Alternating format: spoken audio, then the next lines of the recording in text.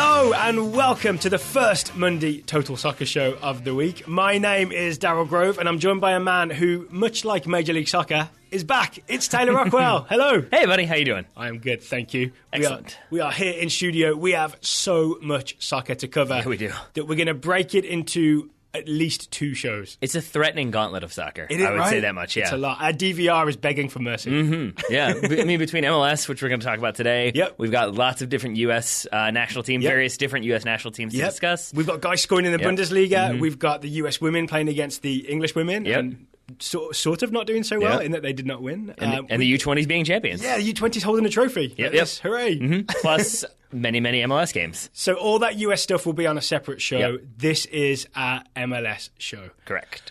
It's kind of a review of the weekend's action, but we're not going to be silly and try and do everything because we are but 2 men. Right. Yeah. And as much as I would like to sit down and watch every single MLS game and, you know, be financially compensated for that, we're not, so we didn't. And we also did go to a game in person, which requires a bit of driving up I-95. Yep, we saw all the goals in the DC United Sporting KC game. We sure did. We sure did. But let's start with one that maybe had a fewer goals than that, shall we? Yeah, so Portland 5, Minnesota United 1. Mm-hmm. And the way we're going to be doing this, we're going to be talking about some of the goals, obviously, and some of the individual highlights, but also maybe looking at some of the specific predictions we did for these teams and whether or not we think those were the best of predictions based on one game. And if you're a TSS newbie, this is kind of how we do things, right? We instead of saying, "Oh, this team's going to win the East, this team's going to win the West, Bradley Wright Phillips will be top scorer," we try to like go through each team and make sort of oddly specific things that we think will happen with each team. Oddly specific? Yeah.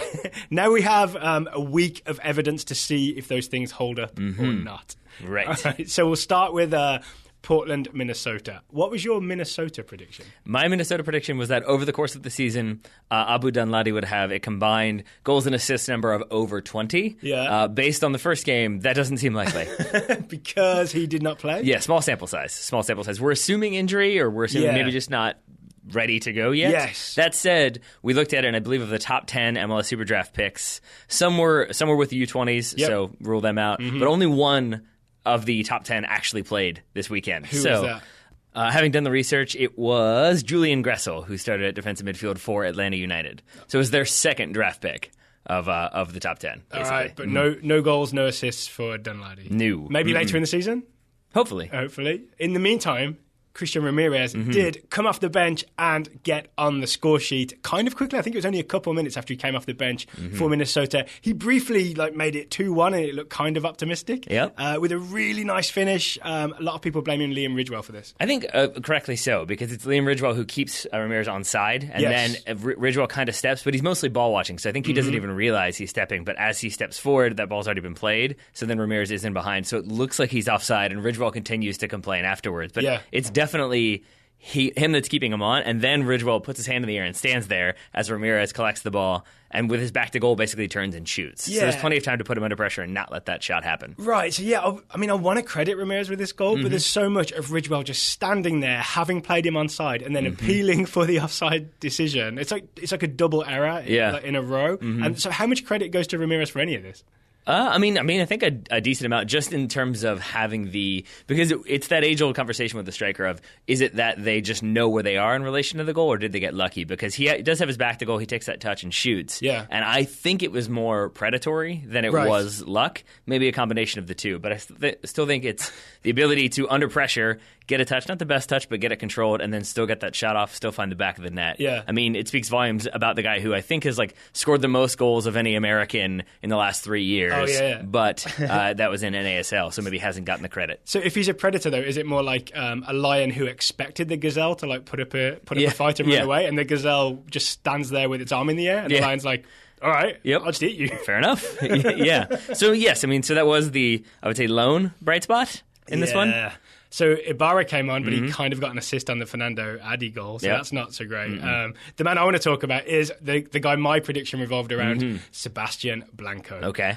So my prediction was he would lead MLS 2017 in tackles by wingers, which I know is a weird stat to choose, but it's based on this sort of Portland Timbers press, right? So that he would be up on opposition defenders when they had the ball, win it off them, make things happen. I actually didn't track his stats for the entire game, but he did have the key tackle for, I'm calling it the key tackle. Sure. That wins. So he wins the ball with a tackle, then he draws a foul somewhat fortuitously. I feel like he commits the foul but draws the foul that leads to the free kick from which Olam scores the opening goal for Portland Timbers. All right. So we still don't know the stats yet on whether or not he is on top of the league. And it won't be until the end of 2017, the final stats. But just that one moment encourages me enough to think that, like, even if his numbers don't look amazing at the end of this game, the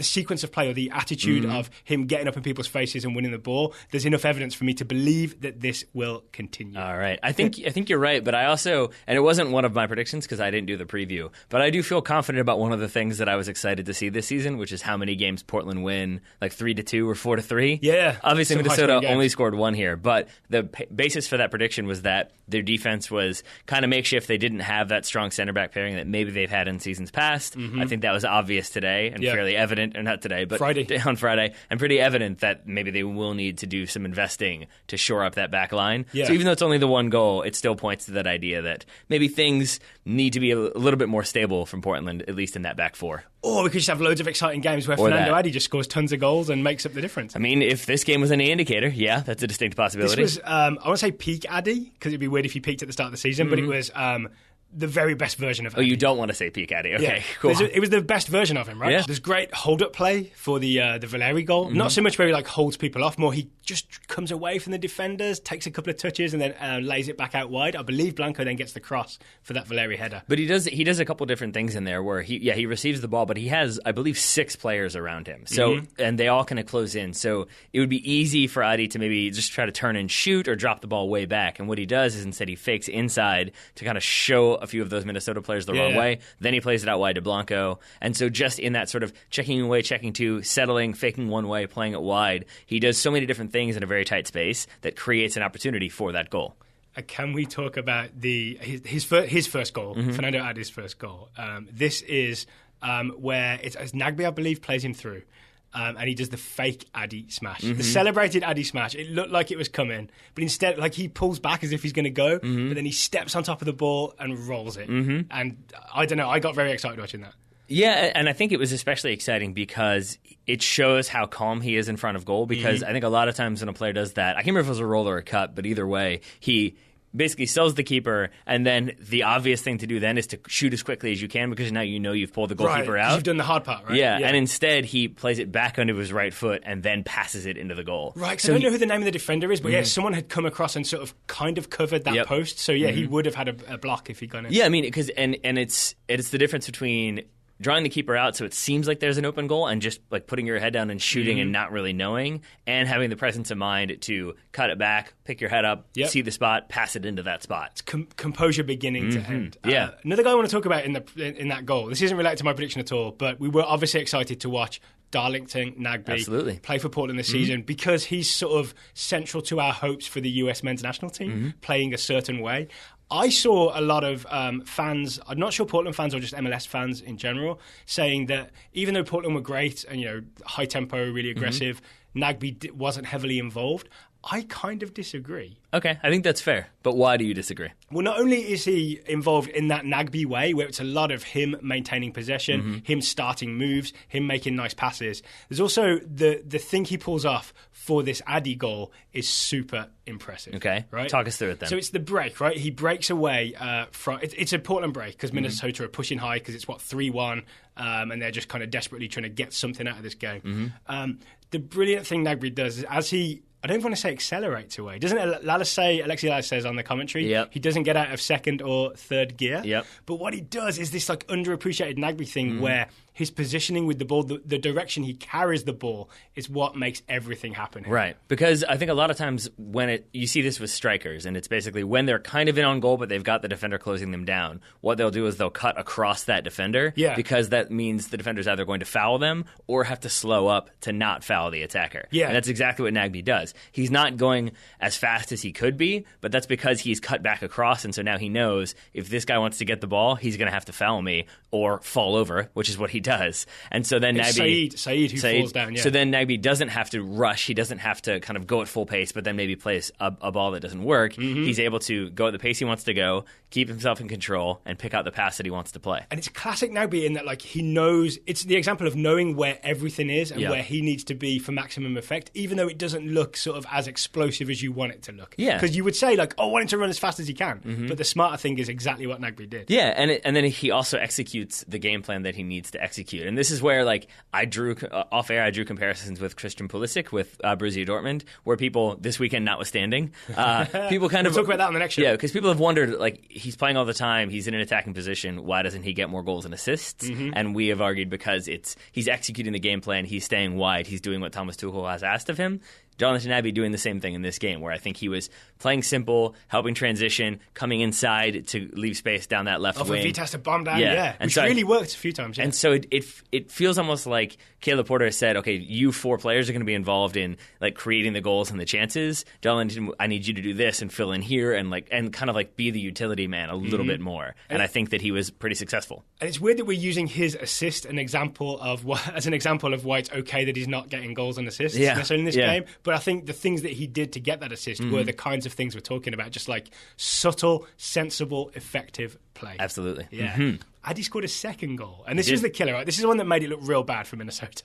Yeah. Because it's a Vitas throw, Ibarra out, unfortunately, heads it on. And then Adi just, like, I think he burns like 4 people. He just, I mean, it's pace, which I don't usually equate with Fernando Adi. Because you think he was a big guy, right? Yeah. And then it's, again, the technical ability. It's some good dribbling. And then it's, again, awareness of where he is in relation to the goal, because from where he's shooting, it seems like he should be either trying to square it into the middle of in the middle of the field, because he's coming down that left flank, comes inside, it's a tight angle, and instead he kind of in-step left foots it around the goalkeeper and into the net. So he's clearly picked his head up, seen that there's an opportunity there, and placed the ball perfectly. And I'm sorry, a lot of people pronounce the keeper's name incorrectly. I'm about to do it as well. It's Agvabe, I believe. Minnesota fans are going to be real mad about that if I got it wrong. I apologise. But the keeper, let's call him, doesn't go down necessarily, but there's just enough gap.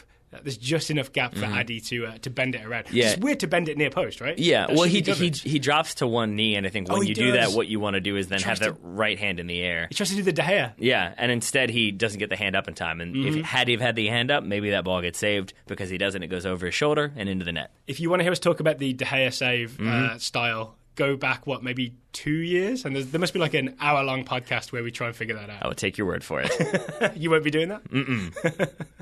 All right, Portland 5, Minnesota 1. Portland looking good, firing on all cylinders, it seems like. Except maybe defensive cylinders, like, a little bit. But it'll probably be okay. Is that how cylinders work? I'm not sure. Yeah, I have absolutely no idea. But you tried, and that's what's important. I did try. And then I think Matt Doyle made the point on Twitter, I think it was, that, like, yes, it was a 5-1 defeat, but maybe that scoreline is a little bit misleading if you are a Minnesota fan. That there were, because a lot of them came late, right? Yeah, and there were kind of signs of life from Minnesota, signs that there is a plan and that people know what they're doing. I enjoyed Venegas. Venegas had some tricks and some skills. Ramirez, that finish, like we talked about, great predator. Even if the Gazelle doesn't give up as easily, I think Ramirez will score goals in MLS. And I felt like we saw a lot of players with a lot of technical ability as well from Minnesota. It wasn't just this sort of hiding where it was like Minnesota couldn't do anything, they couldn't put a pass together, they were just booting it long and hoping. It did seem like there was good combination. There was a good understanding between some of the players that I think will continue to develop as the season goes on. Do you now? So in our prediction show, one of the things you argued was that it's not that hard to be an expansion team. Like we can't always predict against expansion teams. That's not what I argued. Don't even try to set up my arguments. Tell me what you did say then. No, basically my argument was that I think sometimes it gets overblown a little bit how difficult it is to be an expansion team. And my argument was actually because I think people want it to be really difficult. I think people, because MLS is seen as such a tricky league and tricky organization, and it takes so much know-how, that I think a lot of people don't want teams to come in and be competitive right away and win right away, because that makes it look like it's actually an easy process. And if you just do these few things, then it will be fine. That said, I mean, it's definitely a challenging endeavor. I think it's always going to be difficult when you're coming into a league, and I think Minnesota showed that a little bit in this game. But here's to a better rest of 2017 for Minnesota. Yeah. All right, moving on to the champions.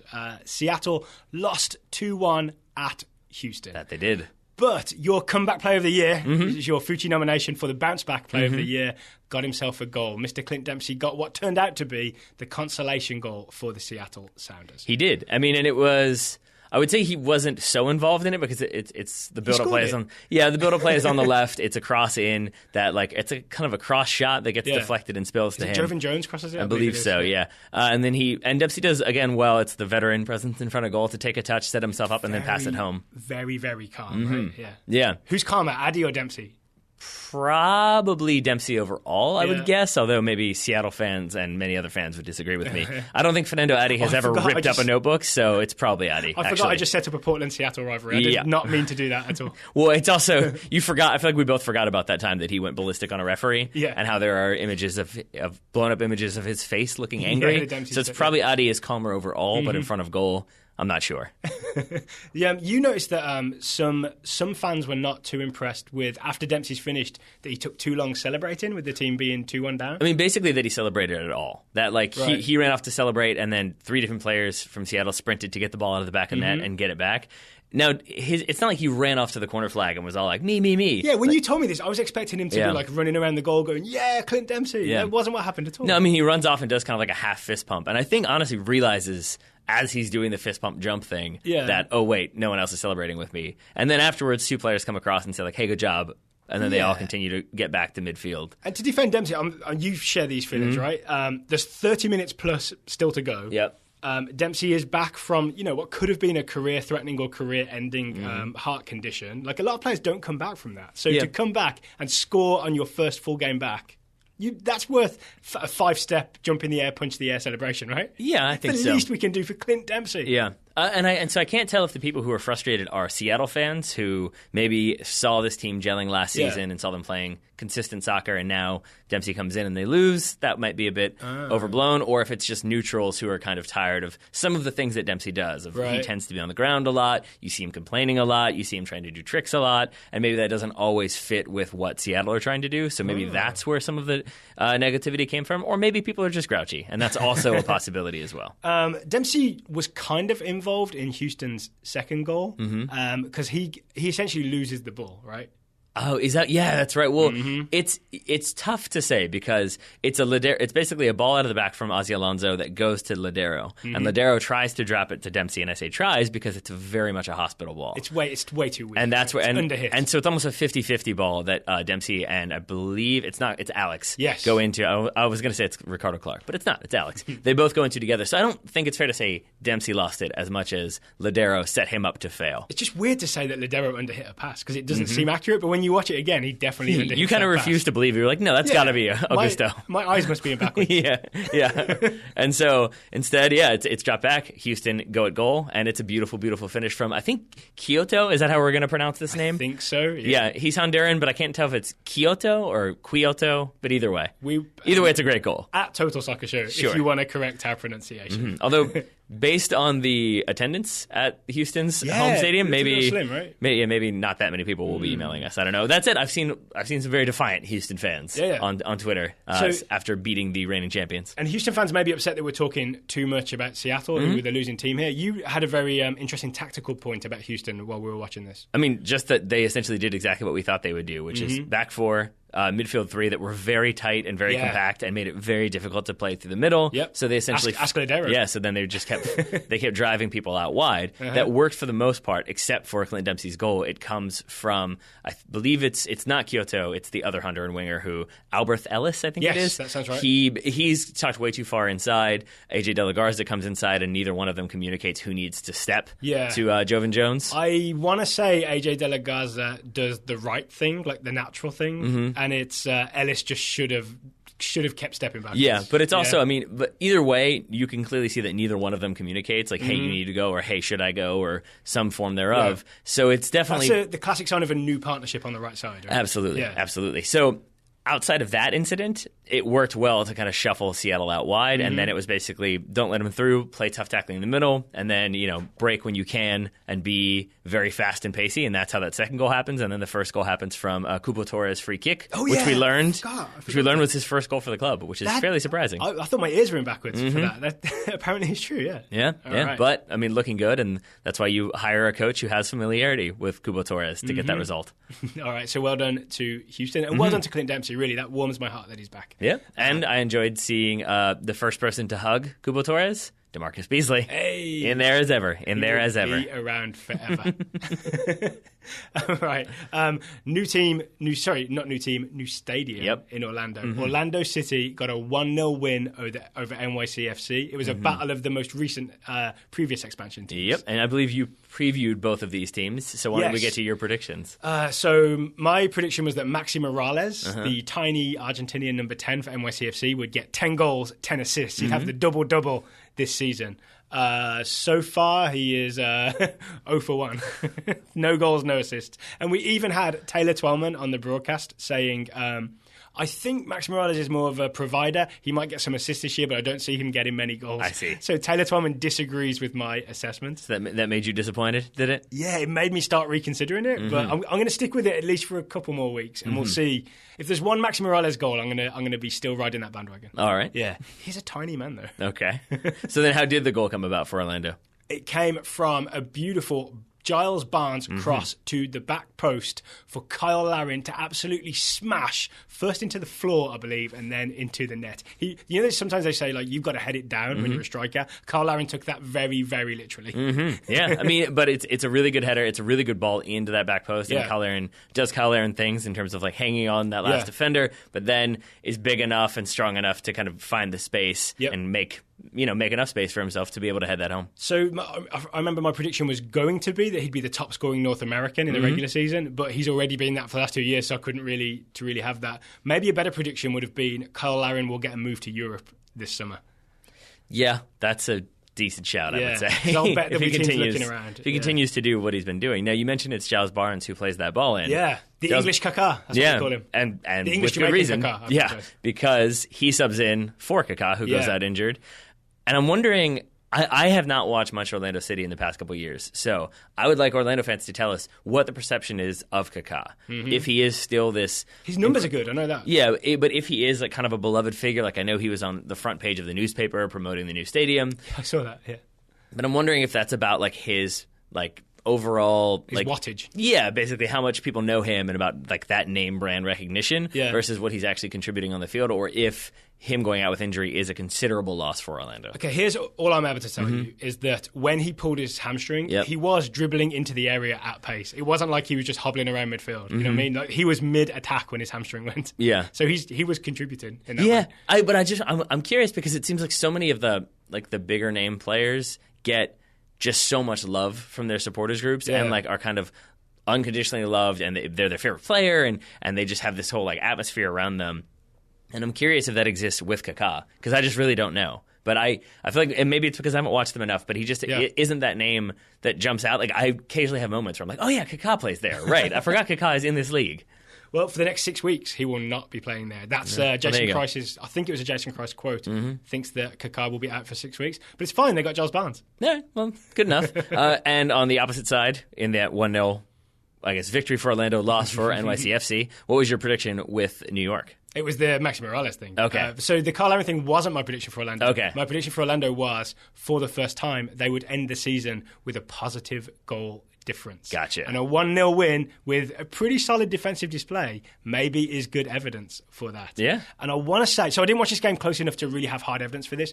I want to say that the experience and organising ability of one Mr. Jonathan Spector was the reason why Orlando got a clean sheet out of this. Okay. So you've just made that declaration? Yeah, pretty hard. So Orlando fans, I'd actually like to hear agree or disagree whether Spector was organising that defence in a way that was noticeably different to what happened last season with, say, Tommy Redding, who we'll talk about in the show, U20s, and Seb Hines, which looked a little disorganised at times. Was the Spector leadership at the back key to Orlando's clean sheet? All right, we want to know that. It's kind of a leading question. We can also say things that didn't look disorganised was the Orlando City crowd, because that was a well-attended game with lots of purple, and it looked good on camera. And the safe standing looked good as well, right? Yeah, and I saw multiple people like tweeting or writing about how basically they watched like a couple different things, like where they watched with people who don't usually watch MLS, but they were amazed by the atmosphere and they really enjoyed like just kind of what the Orlando City fans brought. With there's a great still image of I think Sean Johnson. It was either Sean Johnson or Orlando's goalkeeper wasn't visible because there was so much smoke from the purple flares that it just looked like there was a purple cloud on the field instead of a player. All right, before we move on to the other games we're talking about, should let you know today's show is sponsored by Fucci, the makers of the engineered soccer rebounders. It's soccer meets squash, Taylor Rockwell, and it did that for us when we set up the Fucci at our tailgate at the DC United Sporting KC game. That's right. We were at RFK. We had it with us. We set it up. We had, like 6 or 7 people playing? There were 7 in my car, so yeah. Okay. There we go. So we did, I guess we would say we did a Fucci, round Fucci, because we didn't line up by correct age, because it was cold, right? Yep. So we just did it as fast as we could. I've got to say, Taylor, I was very impressed that you set it up in the cold. Really? It's maybe testament to how good you are at setting the Fucci up and how easy Fucci is to set up. I think it's more the ease than my abilities. Yeah. Let's say it's 50-50. I think the hardest thing about setting up Fucci is remembering all the distances, because you have to measure out like how many spaces should be between the 2 uprights, and then like 6, to get right? to get the easy. to get the straps properly set up and the net pulled out properly. But once you get that down, which is easy when you have handy YouTube tutorials with people displaying things in a Santa hat, that really helps to kind of get the process done fast. I got to say, we got some jealous looks from some of the other groups in Lot 8. We did. Some people were just sort of lamely kicking a soccer ball around. Some people were doing some other sort of like lawn sport type thing. Fucci got some envious glances. It did, and especially because if you do want to like kick a ball around, it doesn't really help. Like because RFK. It's a big, asphalt parking lot, as asphalt parking lots tend to be, but it has the grass around the periphery. Yeah. And that's really the only place where you could go to kick a ball and not have it be destroyed by asphalt. But once you do that, there's not really much space. It's not like you're setting up a 3v3. So really, Fucci, it's a really good way to get to kick the ball around, but still have it be kind of competitive and fun. Yep. So the place we played Fucci most recently then was Lot 8 at RFK Stadium, which is something we won't get to do in 2018. Nope. We would like to hear from listeners, where do you play Fucci? We know many people have bought Fucci through Total Soccer Show. They use our discount code, which we'll tell you about in a minute. We're really interested. Do you play in your back garden? Do you go out on a field? We've gone to several local parks. Have you ever taken it to a tailgate? Anywhere interesting you played Fucci, email us, contact@totalsoccershow.com. Let us know. If people want to buy a Fucci, Taylor, how do they do that? They go to www.playfucci.com and they use the promo code TSS2017 to get their discount. Yep, and the discount is the biggest in America. The biggest in the world. Sure. Yeah. Are you saying what it is, or are you not saying what it is? I'll say what it is. Okay. It's $20.17. You get discounted with the code TSS2017. There we are. Final question. How many Fucci games did you win on Saturday?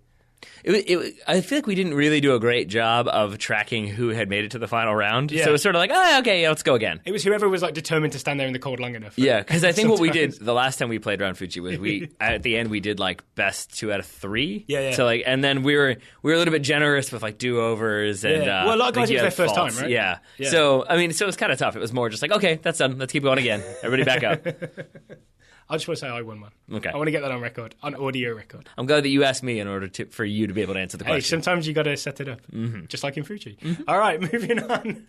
Let's talk about San Jose, Montreal, because it was the Tommy Thompson show, sort of, if you wanted it to be. If you wanted to view it through that lens, it could be that. Which it sounds like you do, so go ahead. I really do. Yep. So I saw the condensed highlights on MLS Live, mostly because I'd seen Matt Doyle tweeting that Tommy Thompson is having a good game. Yep. And I was like, yes, this is a thing I want to see. Let's go see this. Yeah, and my prediction for San Jose, by the way, actually was that they'd bring in some DPs from Roma. But my second prediction was that this would finally be the year where San Jose would sort of give youth its chance, right? And I was really thinking of Jackson Ewell, who did not see the field or even the bench. Yep. But we did get Tommy Thompson on the right wing and homegrown player Nick Lima at right back. So San Jose's entire right side up against Oyongo and Piatti, which is terrifying if I was those guys, but I guess that's why those guys are better than me. Yep. Really put in a good show in a 1-0 win for San Jose. Yeah, because you had Tommy Thompson doing kind of traditional Tommy Thompson things of like clever moves and very technical footwork, but then doing smart defensive work, putting in good tackles, but then playing like smart balls out of the back. He was contributing well on offense. He was kind of basically you had the finished product there that maybe you haven't had in seasons past or in games past, where he would beat somebody and then it would be a good cross in, or he would beat somebody and then it would be a good smart pass, and it wasn't sort of he would beat somebody and then try to beat them again. Because I honestly think I'd overdeveloped the idea in my head that he's kind of like a freestyle player with no game sense. Watching even the condensed highlights absolutely dissuaded me of that notion. Right? He's a guy who was like tracking back, making tackles, talking to Nick Lima, his right back, about where to be and what to do. This is a kid with game sense. Yeah, and I think you kind of have to give Dom Kinnear the credit for that, in my opinion. Okay. Because that's, and forgive me, I don't know the Sacramento Republic's coach, but him as well. Because it reminds me of a criticism that we have always had, or we've always heard at least, about Freddie Adu, which is that Freddie Adu is very flashy and very skillful, but doesn't know how to play in a system, doesn't know how to play within a team. And so as soon as you push him to, okay, this is you need to do here, you need to be there, he can't fulfill those roles. And it seems like maybe that was what Tommy Thompson's problem was in the beginning, and it seems like now he is maturing into a more well-rounded player who can understand what's asked of him and execute the game plan accordingly. Well, before the Tommy Thompson hype train hit supersonic speed, we should roll back and say that he was subbed out towards the end as San Jose defended this 1-0 lead against Montreal. And we did see that they were beginning to be crosses from the left from a spot where maybe Tommy Thompson was sitting off a little too much. So he's not all the way there, but he's like whatever the percentage of 70 out of 90 is there, 3/4 more or less. Yeah, I mean, and I can't remember how much responsibility does he have for the San Jose goal? Not a great deal, because it's all Annabelle Godoy. Then let's talk about it. Oh, yeah. Oh, it's the goal of the weekend? Yeah, for sure. I'm calling it the goal of the weekend. Diotus was very good for Houston, but this is the goal of the weekend for sure. This feeds into some of my prediction stuff. That I thought maybe Montreal's midfield was their age might catch up with them, because Bernier is 38 and Godoy robbed him of the ball. And then he goes in on who's he up against? Who's the goalkeeper for Montreal? Evan Bush. Godoy's chip on Evan Bush, I think you called it inch perfect, but literally not like figuratively. I think 4-inch perfect is what I ended up settling on. 4-inch perfect. Yeah, because on there's the final replay, you can see like Bush come out and you can see just how far away he is from the ball, and it really is like 4 inches is between the chip and the tippy tips of Evan Bush's fingers. And to give everybody the mental image, Evan Bush is like arm in the air, like he knows the answer in class, reaching as high as he can, but turns out he has the wrong answer. Godoy has the right answer. And then it's Evan Bush plus 4 inches. And what was your favorite part of this goal? Do you remember? Because you said it as we were watching it. I'm going to say it's that he followed it. There it is. Yeah, Godoy followed the ball just in case something happened on the way in, and didn't celebrate until it was definitely in. Yeah. So and then he does go off and celebrate. The entire team joins him, and they do a weird sort of like rowboat bump dance. What do we call that? Because rowboat is you sit still and you do the arm motion for a rowboat. These guys like all like jump forward on their butts in unison. They bounce forward. Yeah. I mean, as synchronized as you could be bouncing? While they were all still had people come running in. But I would say that speaks to me that like San Jose are very unified, because if you have a choreographed celebration, but also like you don't do that just like out of nowhere. Like you don't have a rough preseason and you're all tired and angry and you haven't gotten along and you're still trying to figure stuff out and you don't really feel confident in what you're doing. You don't then organize a celebration. That speaks to like they were scoring a bunch of goals in training and goofing around and trying to figure out like what should we do? And that to me shows that maybe San Jose are a bit more unified than maybe some of the previews we read would indicate, and maybe a little bit stronger than some of the previews we read would indicate. And there's still Jackson Ewell to add. Yeah. So this is one definitely where I can't, like, this feels shades of when Reece Oxford played well in his first game for West Ham, and I was like, he's going to the Euros, he's going to be amazing, and I'm not sure we've seen him very much since. So definitely could just be a one-off thing. In hindsight, maybe you should have. Yeah, but I would say really San Jose were incredibly convincing all over the pitch. Even Chris Wondolowski, like he looked up for it. He looked amped. He looked energized. He was all over the place. He was setting up plays, and he was like on left and then moving to the right and then in the center, and kind of looked very much not his age in this game. I can't think of a bigger sort of contrast in opinion of a player. San Jose fans must love Chris Wondolowski, because if he's doing what I saw him do every week, he's your hero, right? And then there's the rest of the country. Think about the Belgium miss and with the Argentina performance and this and that. Like it's almost like they're two different players. There's San Jose Chris and there's national team Chris. Yeah, and it was nice to see, because again, we haven't we've watched a few MLS games here and there in years past, and we're trying to be more dedicated to covering the league as a whole, because we're more excited about it. And I think and part of the reason we wanted to do it was to better get to know some young U.S. players and kind of see what else is out there. And for me, it was nice to get to know a U.S. player that we should have already known pretty well, because many times I have said that he's like a target forward, a fox in the box, he's a big guy, and San Jose fans have written to say, no, he's not. That's not really what he does. That's what he does for the club, at least. To be fair, I do correct you every time you say it, but you persist. I think you made those same claims as well up until recently. We may have to roll back some tape. Sure. But the point being that I think to watch him play in this game, you could see why that isn't the case, that he is all over the place, that he does much more than just kind of fox in the box, poacher-esque performances. So before we go forward, we didn't actually talk about the DC Sporting KC game at RFK Stadium. No, we didn't. We did, I think, at least imply that it was 0-0. We didn't talk about the Marcelo Sarvas penalty kick miss. Had you worried for the future of Marcelo Sarvas at DC United? Just because to start a season, and it was early in the first half, to miss a penalty that would have in the end given you a 1-0 win, it seems like he didn't look very confident afterwards, and he did not look nearly as strong in his role as maybe we both expected him to look. He looked a little bit. He bust that midfield. Yeah, he looked a little bit lost at times. He looked like he would drift out to the right and then kind of not realize that there was now a huge gap that had been left open. And maybe that's just because Luciano Acosta injured, so he didn't start this game, and then maybe Ian Harkes not at the level where he's going to be starting. So instead, I really wanted that when it was clear that game was going to be 0-0. All I wanted was for Ian Harkes to get 10 minutes or so on the field. Instead, it was Jared Jeffrey and Julian Boucher, I think, Boucher we saw a little bit in Richmond last season. And they looked okay, but neither one, and it was Boucher who drew the penalty, but neither one looked like they were capable of commanding that midfield either. Or opening a game up, right? It seemed to me there was never going to be a thing where DC would unlock that Sporting KC defence going through the middle. No, and I think and that made it maybe doubly frustrating, because we were both excited about this DC team with Acosta and Harkes in there, because it made us think that maybe it was going to be much more of like a combination, passing the ball on the ground, finding the way through, getting the ball to Patrick Mullins in advantageous positions. And this game felt a little bit more like old school DC of just hoof it long and hope we get somebody on the end of it, and then we'll build from there. And Mullins is not really a target forward, right? So it's kind of hard to make it stick when it goes to him. Which is why I think in the 65th minute or so, he was subbed out for Ortiz. And Ortiz looked very lively and looked very good, but it was still, I would say, an inconsistent performance from DC.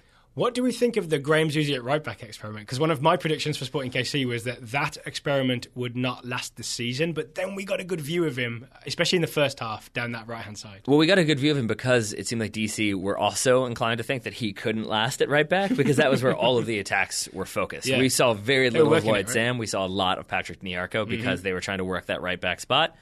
Didn't really do much. I mean, he intercepted, I feel like, a lot of the attempted passes to Nyarko. He would step in front and take the ball. The only thing I'll say negative about Graham Zusi is that worked against the DC team that we've just discussed. A DC team that I still think is going to be good, just doesn't have the consistency yet, obviously, since it's the first game. But there were times when we saw him getting forward, him being Graham Zusi, that he wasn't picking his head up. He wasn't really trying to pick somebody out. He would get to the end line and just drive that ball across the box without really looking to see if anybody was there. And there was one time that it just went out for a throw-in, I think, and another time that maybe, I think our buddy Jim Ruddick was pointing out that he probably could have shot, and that would have been the better opportunity. But because he doesn't pick his head up, he doesn't see that that's on, so he instead just drives the ball and then realizes, oh, maybe I should have shot. Oh, well. Benny Fairharbour looked like the Benny Fairharbour that we're excited about in a US national team kind of way. I mean, based on this weekend's performances, you would say, I would guess you, Daryl, I'll speak for you, we would rather see Benny Fairharbour over Sasha Kleshtin, based solely on this one weekend. Yeah, but because Fairharbour looked classy enough to just always make a little bit of extra room for himself, right? And I think it was also because, I think in your interview with Matt Doyle maybe a month or so ago, I forget, where you all were talking basically about, yes, Sasha Kleshtin is capable of creating great chances and getting the ball forward, but he has lots of opportunities to do so because of that high press from the Red Bulls. Whereas Benny Fairharbour maybe has to pick and choose his spots a little more, and we saw... He has to dig out those opportunities. And we saw that in this game, that he has a great free kick that should have been a goal, except Bill Hamid pulls off an amazing save. But you just kept seeing Benny Feilhaber always look very poised on the ball. And there weren't those sort of like errant through passes or a pass was on and he passed it right to the opposition. We saw Sasha Kljestan do that a couple different times in a game that we're about to talk about. This is another mark against Marcelo Sarvas, maybe, that Feilhaber just had it too easy. Yeah, but I mean, but like we saw a lot of Benny Feilhaber. Like, I can't even explain it, but I think 3 different times he would basically start dribbling left and then do a Cruyff and come back, and then without taking a touch after the Cruyff, ping a ball 30 yards downfield into the path of an onrushing striker. So it could be Dom Dwyer, it could be somebody out wide. But either way, it was just kind of Benny Feilhaber showing the skill, but then the decision-making in that same moment that made me excited for him being back in the U.S. national team. Oh, yeah. A final U.S. national team mention, the guy who kind of cut out, or at least stopped those passes being really, really dangerous to DC, Steve Birnbaum. Yep. Did a lot of sort of chasing backwards, collecting the ball, and clearing up some danger. Yeah. I don't really know. I don't know if DC are planning to sign any other players in this offseason. As I think I've said a couple times, I think they're one of 2 teams that don't yet have a designated player on their books. Acosta not a DP? Oh, we thought maybe he's been paid down, right? He has been paid down, yeah. And so that said, even if they do sign DPs, I think holding on to Steve Birnbaum is going to be the most important thing they did this entire offseason. Because I thought of him as a lot of just like heading things away, which obviously he does a lot as well. But he looked a lot more smart about positioning and covering ground and making sure no danger emerged. Yeah, I mean, you understand why he's the captain. You saw him talking to Bill Hamid. You saw him talking to Sean Franklin, who he started with in the back 4, and just kind of organizing, talking to people, telling people to calm down, getting angry when it was necessary. He was definitely running the show from the center back spot. All right, should we move on to talk Atlanta United and New York Red Bulls? Probably should. Oh, so 55,000 people were at not Atlanta's full-time stadium. Sorry, I've forgotten the name of it. It's the Georgia Tech Stadium. Bobby Dodd Stadium. Bobby Dodd Stadium. Thank you. Yeah, 55,000 people. Great atmosphere there. I did see some people say it's the best atmosphere ever at Georgia Tech. Better than Georgia Tech, better atmosphere ever at Bobby Dodd. I'm assuming that's some soccer fan bias. I would guess so, yes. So Atlanta take a lead through Assad. Very exciting for Atlanta. Looks like they're going to do it. New York turn it around in the last 20 minutes with 2 goals. It ends up being a New York Red Bulls late win. The opposite of what they did last season. Yep. Oh, should we talk about how New York Red Bulls did this or how Atlanta didn't do this? Either one. Okay. Up to you. So I think, as we saw the Atlanta goal, a lot of the problems for New York were this new 4-2-2-2 formation, which I've got to say, it might work for Red Bull Leipzig. I am not a fan of it. I saw it against Vancouver in the Champions League. I saw it against Atlanta. I'm not sure that it works. Okay. So I have some thoughts on why it didn't work. Why do you think it didn't work? It seems to me that when basically because I feel like you have more experience with this. I feel like you've watched them a little bit more than I have, the Red Bulls.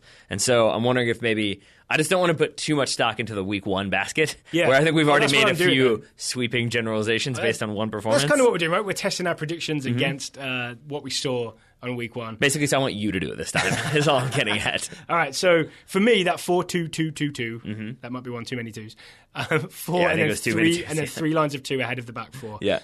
It's almost like maybe the New York players, the Red Bulls players, took it too literally, so that very, very often they were just lined up in that straight, like 2 lines down the middle, so that when Atlanta took it wide, there was just loads and loads and loads of space to cross. And that first goal, the Assad takes it at the far post, right?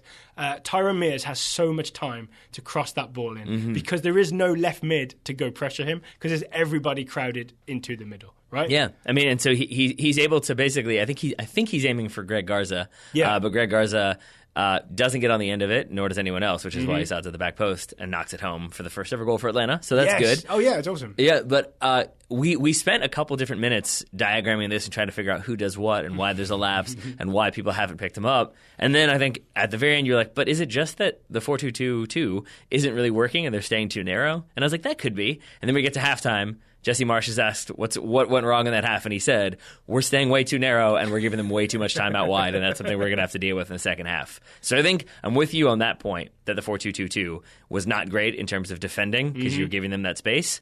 I think it's also not great if you are going to give up that space to not have like the confident defense that you need, because the big point there is basically we're going to put people in the middle, they're going to eventually have to cross the ball, and we're going to win that ball. But if you don't have the organized defense out the gate, then you concede relatively sloppy goals. Yeah. And then the idea that I think the thing that was most surprising to me, though, was when the Red Bulls would win the ball back and they'd win it in the middle of the field, then you would expect, they've got 6 guys in the middle that can just kind of play through and combine, and you're going to go up the field, zig, zig, zig, zig, and you're going to get a chance. And instead... you expect like Royer to pull wide or someone to pull wide, right? Yeah, and instead it kind of ended up being a lot of like stalled attacks where then they would have to recycle it back to the center backs, and the center backs would look around and look around and look around and then kick it long. And I think you didn't have the creativity through the midfield. I think that's because of the formation and maybe because of some newness. I think it's because Sacha Kljestan started up top, which was a very strange... Right, yeah, he's like buzzing around Bradley Wright Phillips, and that didn't work either. No, it didn't. And to my prediction, it was that that basically the Red Bulls, I think, had learned from Portland and Seattle of years past that you wait until midseason, you evaluate your needs, then you go out and sign the impact player. And so I predicted that they were going to be signing a designated player in the summer. I stand by that prediction. Okay, but will it be someone to play in that 4-2-2-2? I counted that time. Yep.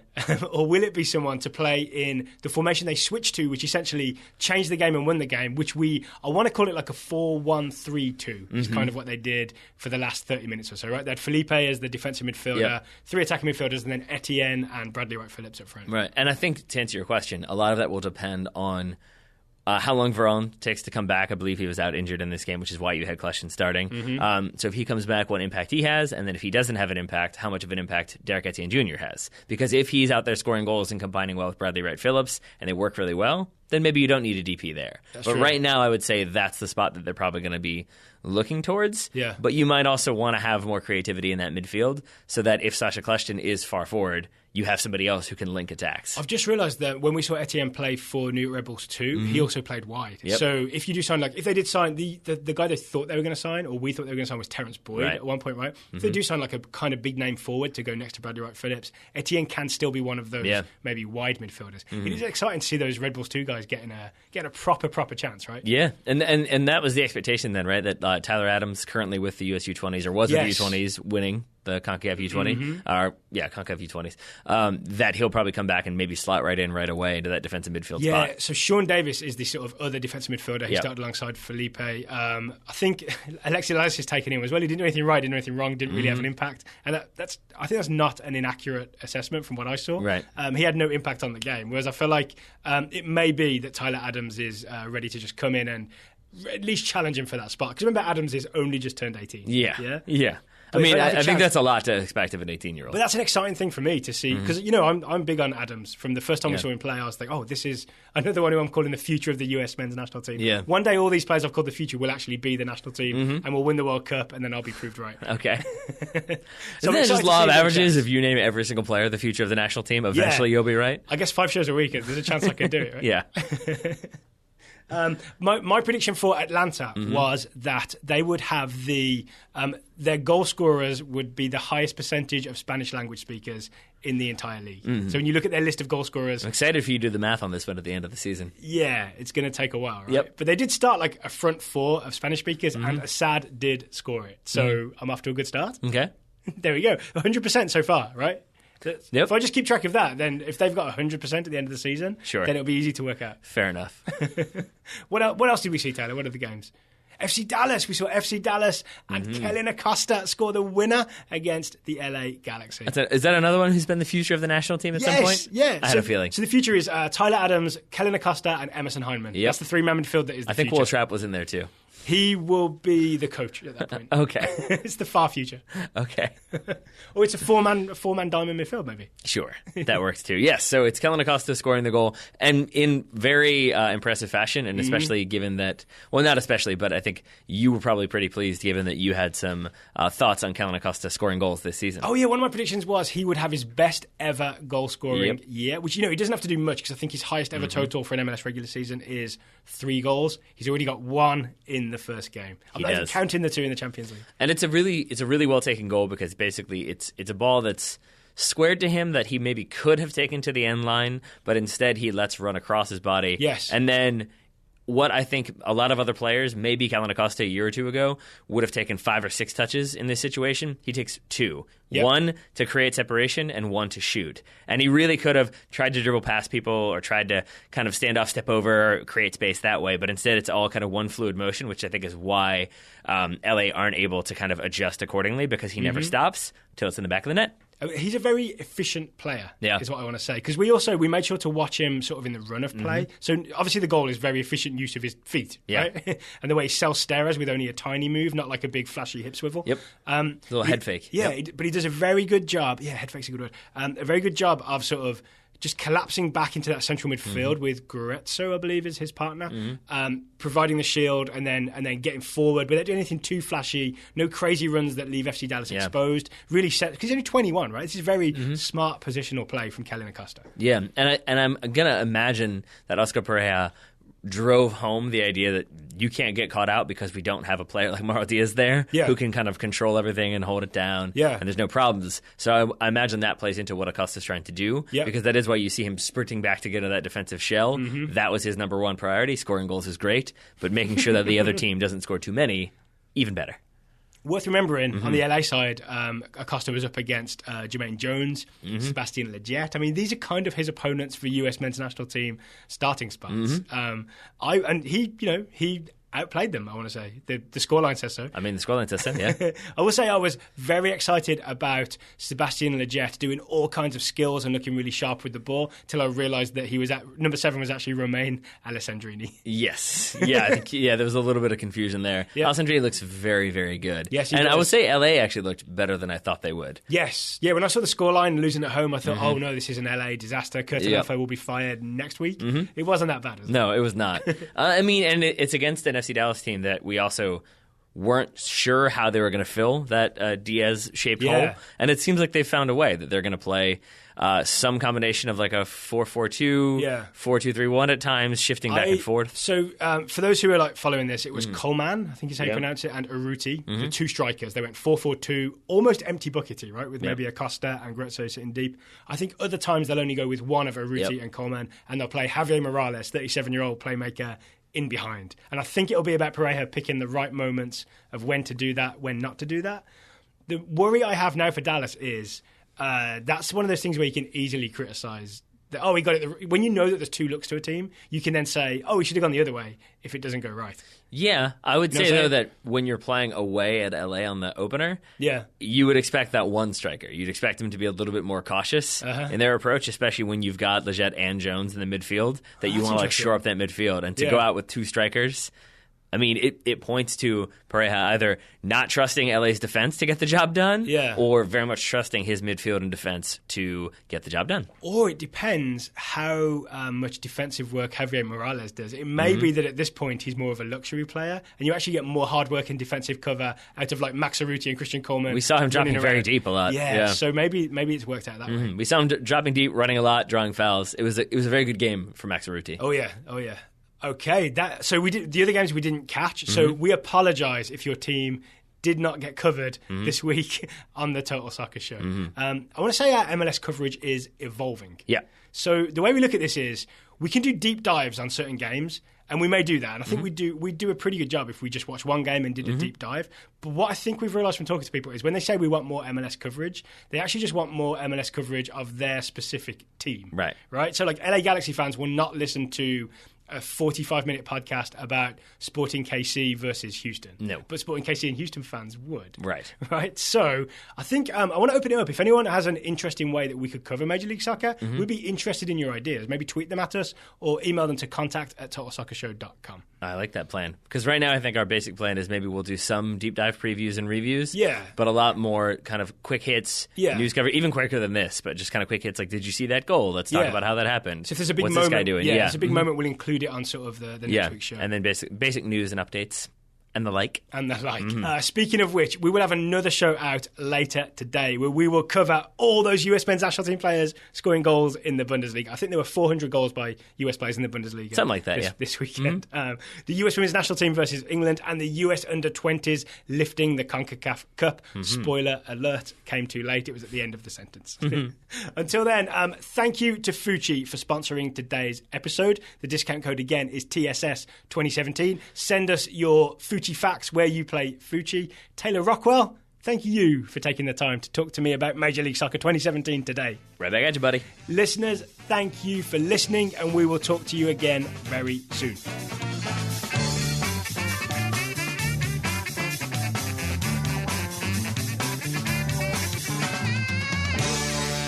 You gotta slice it.